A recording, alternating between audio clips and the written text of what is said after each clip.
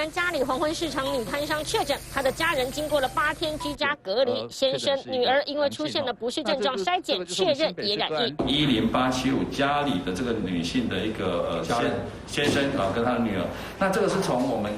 新北市案6662，他的女儿11562北孙南送到台南来，造成3位家庭的群聚的感染。女摊商已经确诊8天，被居家隔离的先生和女儿因为陆续的咳嗽，卫生单位人员赶紧把人送到医院去筛检。这位住在台南嘉里的女摊商是6月4日确诊的，意料的时候发现她住在新北的侄女把就读国小的女儿送到台南来住，从5月17号住到了6月2日，大半个月相处的过程里面，住在新北的侄女5月27日就确诊，小女童6月2日被送回新北时，6月4日也确诊。女摊商因为染疫，她的家人被匡列隔离，结果先生先出现了咳嗽、些微呼吸急促的症状，同一天晚上20多岁的女儿也咳嗽了，父女2度采检由阴转阳，都是再次证明了北孙南送，其实南北的人流其实是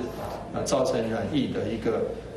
比较不好的一个途径。南北人流的移动导致病毒扩散，这一起嘉里摊商的案件，家族中有5人染疫。提醒减少移动之外，会更加严密的观察有接触史初筛阴性的人，避免群聚憾事再扩大。3立新闻王少宇、朱荣台南报道。